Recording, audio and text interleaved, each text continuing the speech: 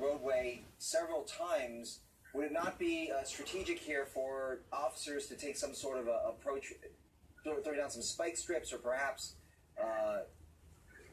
cutting them off on the other end, thinking that he's just going to go around in circles here? His driving is very bizarre. They may do a strip to try to incapacitate the vehicle, but as you see, his driving is very bizarre. Hopping, he's going, making U-turns. He's continuing in a very unique fashion. We've got an air unit overhead, units on the ground. It's a slow-speed pursuit in a hotbed area, but at this particular time, the roadway is clear. There's no pedestrians. Now he's making another stop, waves his hand out. He's basically taunting the officers. They're going to stick with him until takes them into custody one way or another. So they'll have a number of units. Let's get a location here. Sherman Way at Kaiser is where this is taking place. Inner Cedar. So if you're in that, in and around that area, you want to stay away from this. There he is stopping once again. As we have a closer look at the driver here. Appears to be waving something out of that window. Window open, arms waving. He had been throwing things out previously too, and obviously yelling at officers who then stop and get out somewhat of their vehicles. A number of units, they don't know if he's armed or not, so they've got to be cautious about that.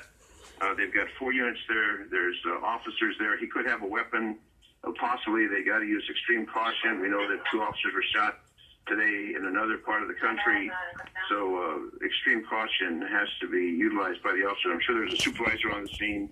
And he's just taunting him. As you see, he stops. He's waving out the window.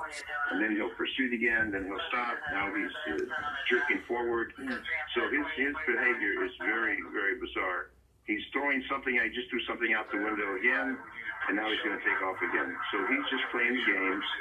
They'll stick with him with the air unit, with the ground units, until they finally take him into custody, whether they ram the car, the tip maneuver, or a spike strip, or something. But his driving is definitely bizarre. And it's, at this particular time, a very, very slow speed. You see very little traffic, very few pedestrians, if any, in that particular vicinity.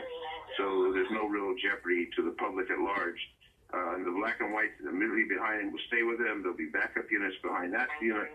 And I think that might be a gang car. Looking at it's a slick top, so it might be a gang car that is in pursuit. Since they don't have a light bar on top, they've got the black and white with the low profile lights. And here we go, slowing down and coming up to another intersection. So he's basically taunting these officers with his driving maneuver and his gestures. He's got his arm out again.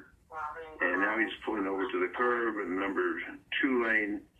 And it's just very bizarre what he's doing. So he'll make a stop. There's a red light at that location.